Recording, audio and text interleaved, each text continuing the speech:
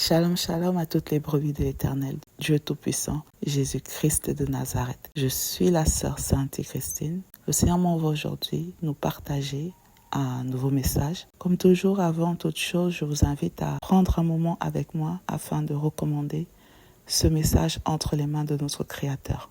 Père éternel, mon âme te bénit et te glorifie, Seigneur. Seigneur, je te rends grâce, Papa, de ce que tu as voulu que ce message parvienne aujourd'hui à tes brebis. Seigneur, je te rends grâce pour tous les combats que tu mènes pour nous, Seigneur, jour et nuit, même ceux-là que nous ne connaissons pas. Père, mon âme te bénit, Seigneur, pour toutes les victoires que tu nous accordes et que tu nous as toujours accordées, Seigneur. Merci, éternel Dieu Tout-Puissant, pour la protection, Seigneur, qui repose, Seigneur, sur nous. Merci pour ta protection, Père éternel. Merci, Seigneur, pour ta présence dans chacune de nos vies éternelles.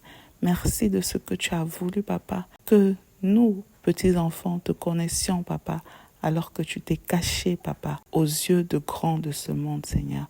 Merci, Seigneur, pour ton amour. Merci, Papa, pour tes grâces. Merci, éternel, pour tes bénédictions. Merci, Seigneur, pour tes enseignements. Merci, Père éternel, pour ta présence dans chacune de nos vies, Père éternel, Dieu Tout-Puissant. Seigneur, voici ce message que tu m'as encore une fois de plus remis pour que je le transmette, Papa, à ta création. Je prie, éternel, au nom de Jésus-Christ, que toute arme, Père éternel, qui se lèverait contre ce message soit tout écrasée sous ta puissance, au nom puissant de Jésus-Christ, Seigneur. Je confie ce message entre tes mains, Seigneur. Je prie que tu m'accordes la grâce de le transmettre selon et uniquement selon ta volonté. Et aussi que tes brebis le reçoivent, Seigneur, uniquement selon ta volonté, éternel Dieu Tout-Puissant. J'accorde la grâce à tes brebis de ne pas tenir compte de ma personne ni de ma voix, mais que chacune d'elles se concentre, Seigneur, sur le message, Papa, que tu veux leur transmettre à travers moi, Seigneur, qui ne suis qu'un canal. Je prie que leur entendement s'ouvre, Seigneur, que leurs yeux s'ouvrent, leurs oreilles s'ouvrent, Seigneur, afin qu'ils puissent recevoir ce message seulement selon ta volonté éternelle, Dieu Tout-Puissant. Seigneur, je confie maintenant ce moment entre tes mains. Je remets ce message entre tes mains. Que ton honneur et ta gloire, Père éternel, te soient toujours rendus à toi et à toi seul, Papa. Au siècle des siècles, j'ai prié.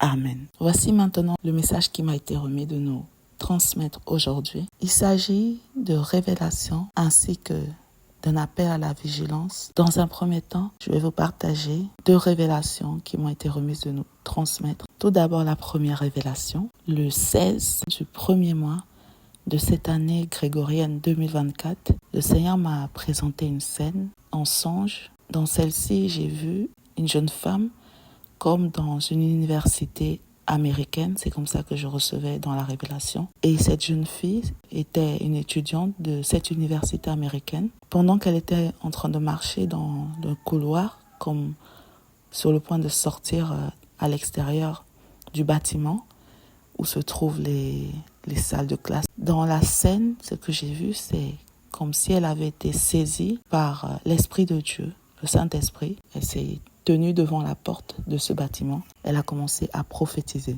Et elle prophétisait au sujet du serviteur de l'Éternel, son oint, le Père des Nations, l'apôtre Gabriel d'Ouflé-Coco. Voici ce qu'elle disait. Il y a un homme quelque part que Dieu a établi pour toutes les nations, dans un pays lointain. Dieu l'a établi pour notre salut.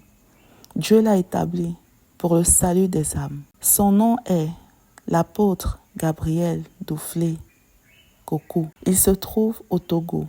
Ensuite, le songe s'est arrêté. Voici ce que j'ai reçu au sujet de cette révélation. J'ai reçu que l'éveil mondial est lancé partout dans le monde entier. Que le Seigneur va répandre de son esprit sur toute chair. Il va se révéler à plusieurs personnes. Il présentera à plusieurs personnes l'identité de son serviteur David qu'il a choisi pour le salut des âmes, qu'il a établi afin de préparer les âmes des brebis du Seigneur pour la vie céleste.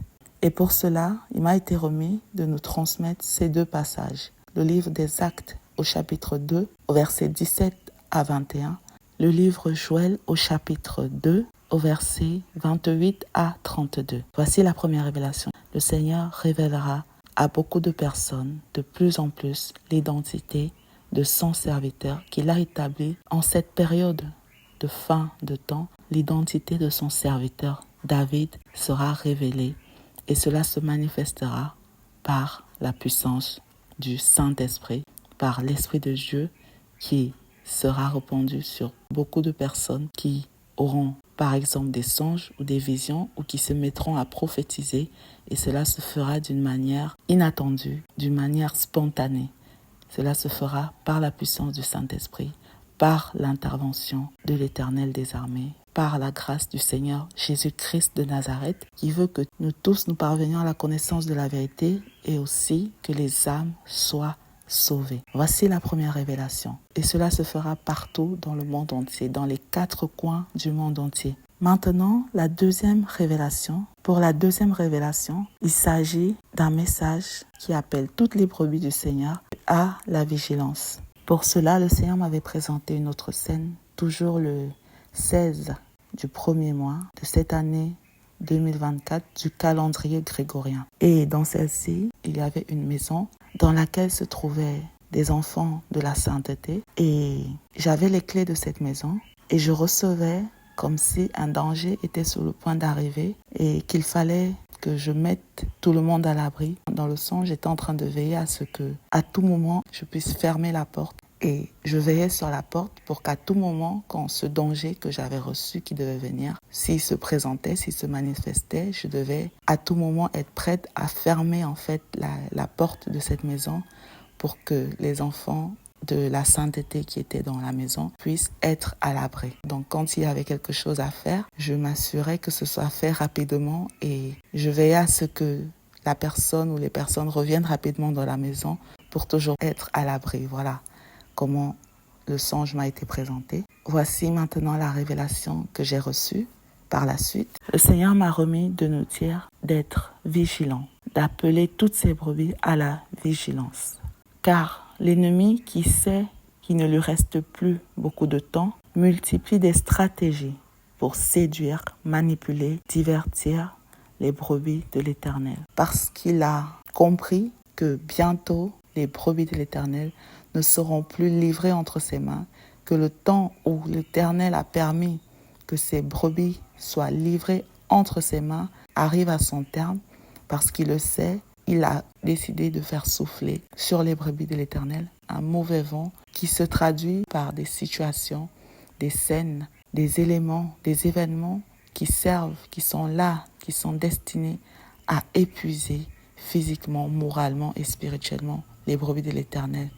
Pour vous donner comme exemple, cela se traduit par des maladies, cela se traduit aussi par un épuisement physique et moral, une fatigue physique, morale et spirituelle, par un découragement dans la vie spirituelle qui est éteinte, qui diminue parmi les brebis de l'Éternel. Cependant, le Seigneur m'a remis de transmettre à toutes ces brebis de ne pas s'inquiéter de tout cela, car lui, Sa Majesté, le roi des rois, tel qu'il a permis que ces brebis soient livrées entre ses mains pour un temps et qu'il avait déclaré que par la suite, il les délivrerait, que de même, tout ce qu'il fera, tout ce que l'ennemi mettra en place sera balayé par sa droite triomphante. Tout cela sera balayé par la droite triomphante de Sa Majesté, le roi des rois, notre Père, notre Seigneur, notre Sauveur, Jésus-Christ de Nazareth.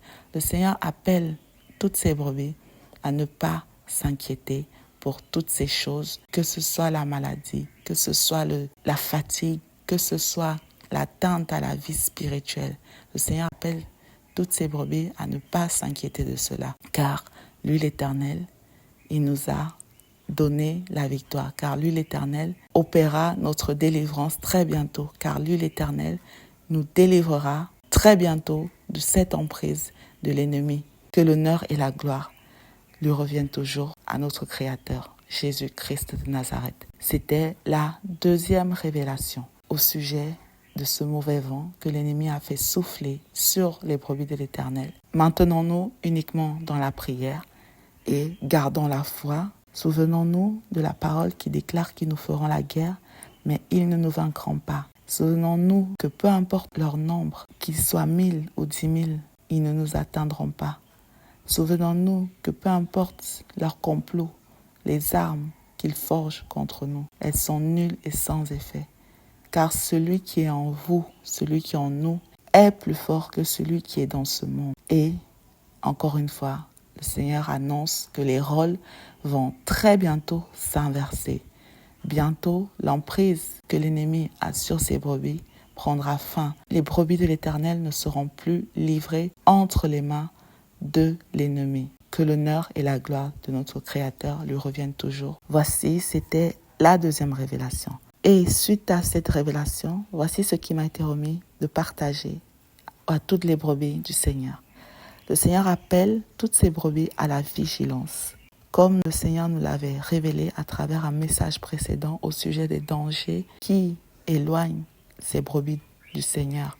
Je vous remettrai le lien vers la vidéo en description ou en commentaire afin que vous puissiez aller écouter pour ceux et celles qui le souhaitent le message. Alors le Seigneur appelle toutes ces brebis face à cette situation à redoubler de vigilance, à ne pas laisser des portes facilement ouvertes, à fermer toute porte possible, toute porte visible, toute porte que le Seigneur révèle à ses enfants doivent être fermées afin de limiter l'impact de ce mauvais vent sur ces brebis. Pour cela, voici quelques exemples qui m'ont été remis de nous transmettre. Pour éviter la séduction, soyons attentifs à la voix du Seigneur et prions toujours pour qu'il nous accorde la grâce de lui obéir. Quand le Seigneur nous révèle certaines failles, certaines choses, quand il nous interpelle sur certaines choses, quand il nous demande d'arrêter, d'éviter certaines choses, chacun de nous individuellement, connaissant ces choses sur lesquelles le Seigneur nous interpelle.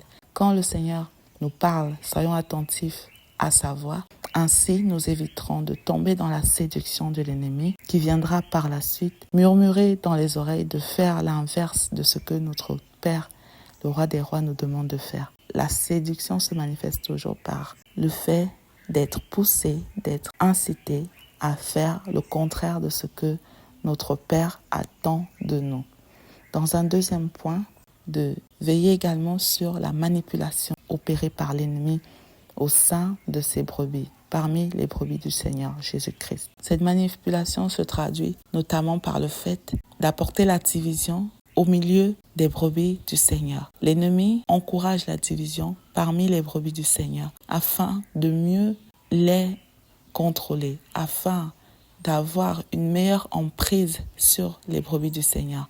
Et cette division se manifeste par exemple par le fait de monter les brebis du Seigneur les unes contre les autres, de les détourner de la vraie cible, de vrais ennemis, de ceux contre qui ils doivent véritablement combattre.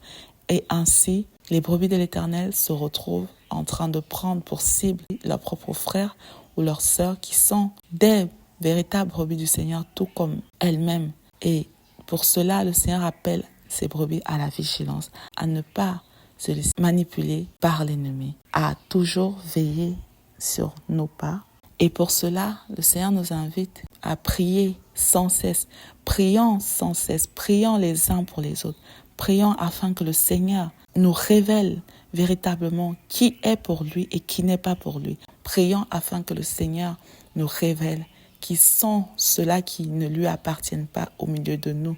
Prions afin que le Seigneur fasse tomber les masques, afin que le Seigneur fasse que ceux-là qui sont contre lui, qui sont contre nous, se dénoncent eux-mêmes. Prions afin que, au milieu de nous, les masques de l'ennemi commencent à tomber, que nous tous, pas une ou deux personnes, que nous tous prions afin que chacune des brebis de l'Éternel, partout où elle se trouve, commence à voir ceux-là qui sont les véritables ennemis des brebis du Seigneur. Prions afin que le Seigneur envoie l'esprit de vérité, que l'esprit de vérité du Seigneur saisisse ceux-là qui sont au milieu des brebis de l'Éternel, qui ont été envoyés, mandatés par l'ennemi afin de mettre le trouble parmi les brebis de l'Éternel.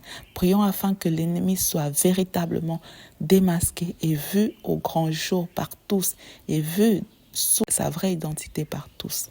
Prions afin que le Seigneur ouvre les yeux de chacune de ces brebis, que chacune de ces brebis sache qui est véritablement son frère et qui ne l'est pas, qui est vraiment son ennemi et qui ne l'est pas, qui est une brebis égarée et qui est un enfant du diable, qui est une brebis égarée et qui est un envoyé spécial des ténèbres.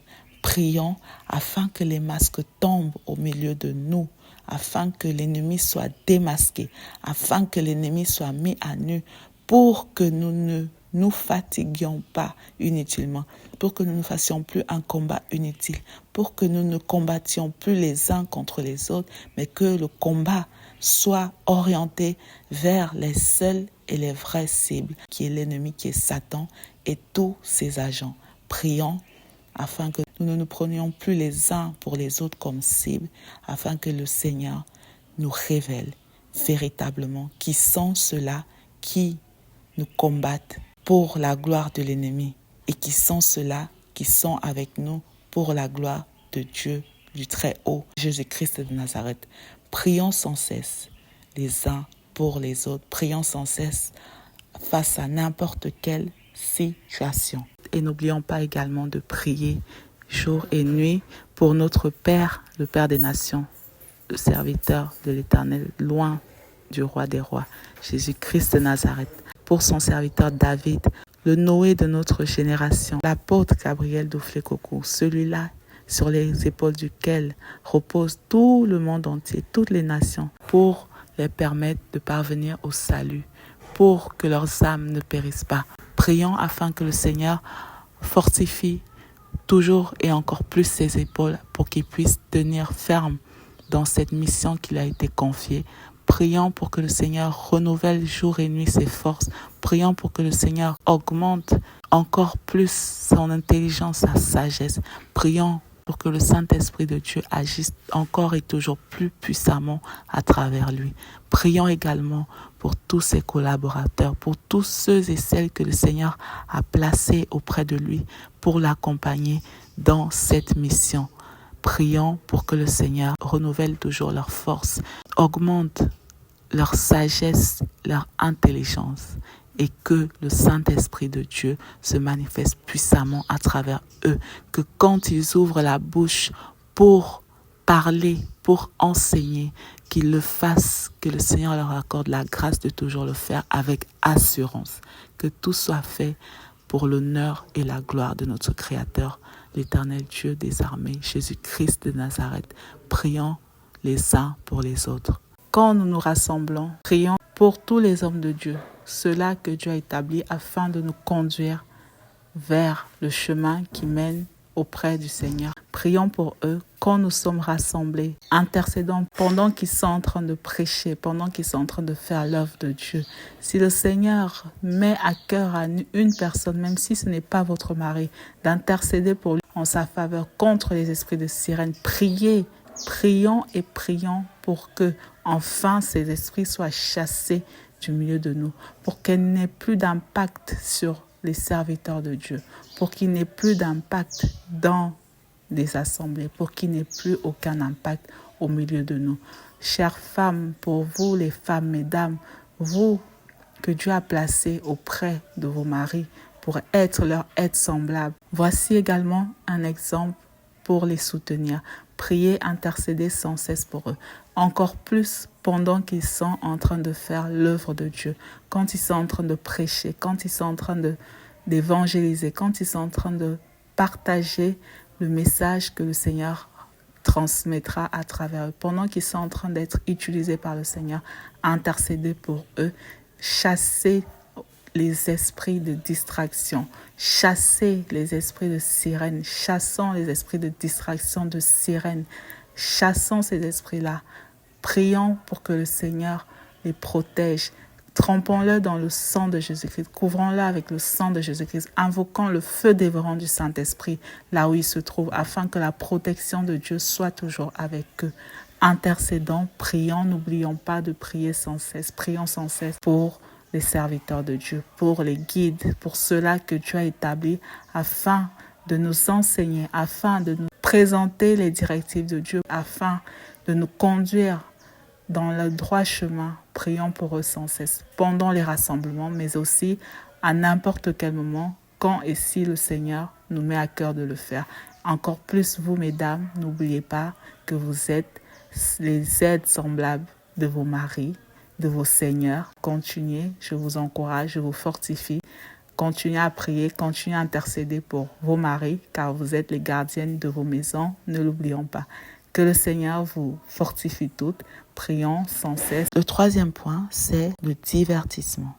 Cela se manifeste par des esprits qui sont envoyés auprès des brebis du Seigneur. Les esprits qui sont destinés à voler le temps et l'énergie des brebis du Seigneur. Cela se manifestera par exemple par le fait que ces esprits poussent les brebis du Seigneur à faire des choses ou à se retrouver confrontés à certaines situations qui ne glorifieront pas le Seigneur. Cela peut se manifester, se traduire par de longs échanges, par exemple, qui n'aboutissent pas à rendre gloire au Seigneur, qui ne sont pas destinés à glorifier le Seigneur. Ou même des œuvres, des activités, des œuvres entreprises qui peuvent être entreprises par des brebis du Seigneur.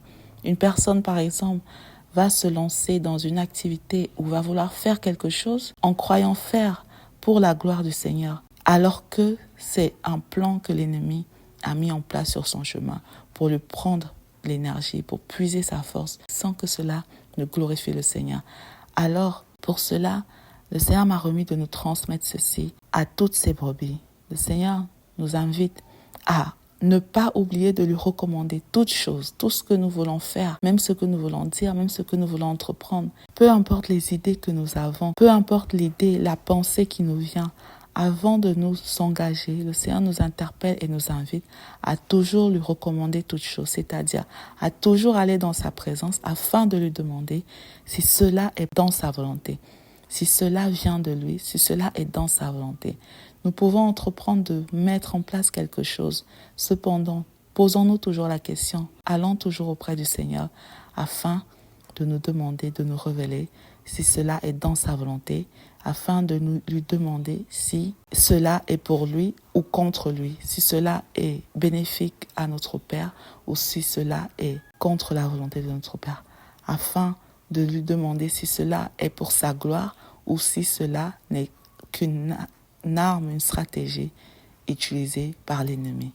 N'oublions pas d'éprouver, de recommander toutes choses, toujours et encore, auprès de notre Créateur. Et même quand nous nous engageons à ne pas faire quelque chose, assurons-nous toujours que cela est bien dans la volonté de Dieu. Par exemple, une situation se présente à nous, mais nous décidons de l'ignorer.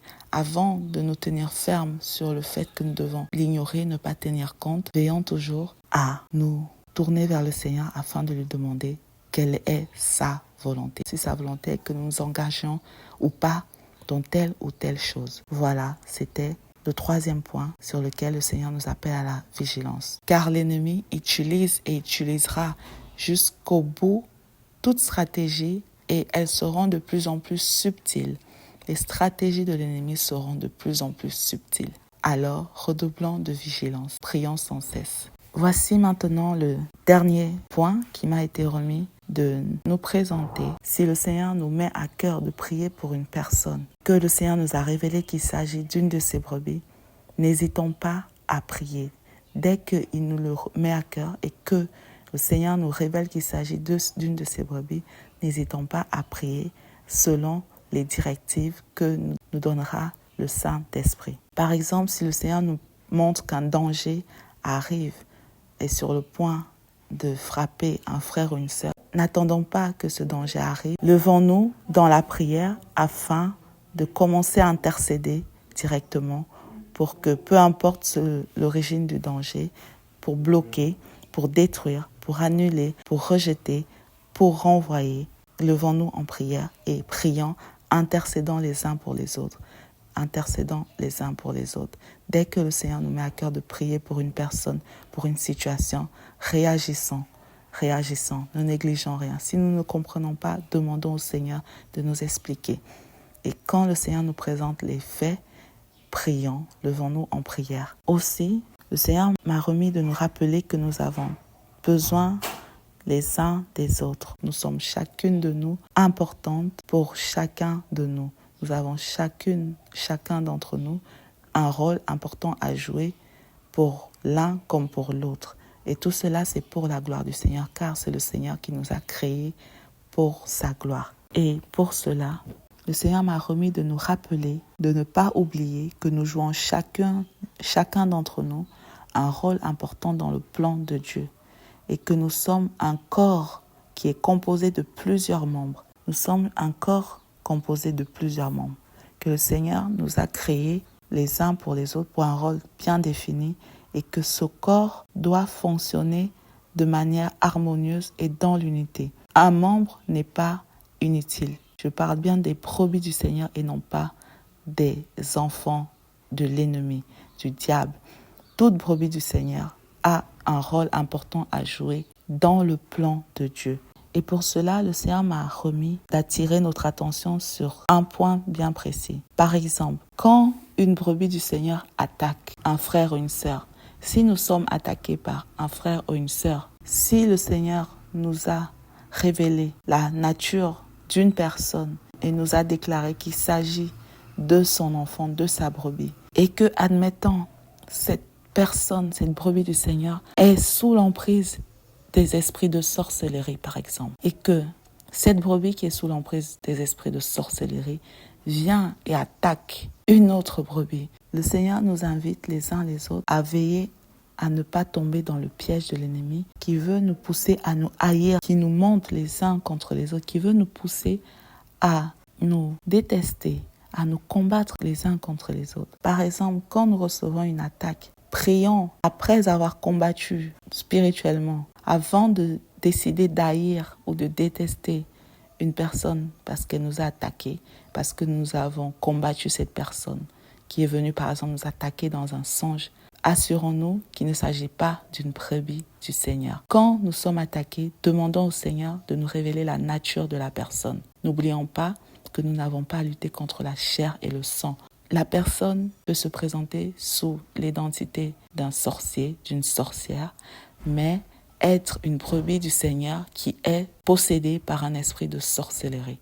Alors avant de nous engager à haïr ou à détester ou à vouloir la mort, par exemple, de cette personne, après avoir combattu contre cette attaque, après avoir combattu, riposté à l'attaque, après avoir combattu l'attaque que nous avons reçue, avant de rejeter cette personne, assurons-nous toujours de demander au Seigneur quelle est la nature véritable de cette personne qui nous a attaqués. Est-ce un démon en chair? Est-ce un enfant du diable? Est-ce une créature du diable?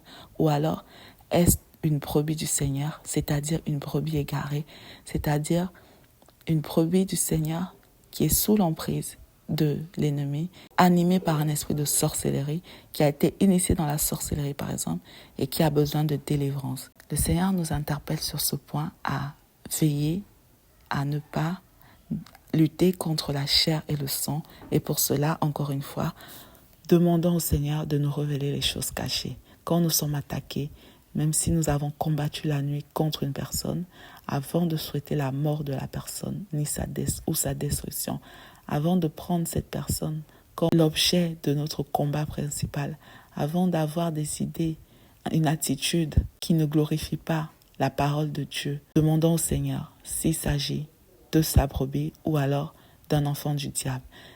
S'il s'agit d'un enfant du diable, d'un démon en chair, nous savons déjà comment et quoi faire. Mais si le Seigneur nous révèle qu'il s'agit d'une de ses brebis, souvenons-nous toujours que chacun d'entre nous, nous avons été possédés par l'ennemi parce que nous avons été livrés entre ses mains.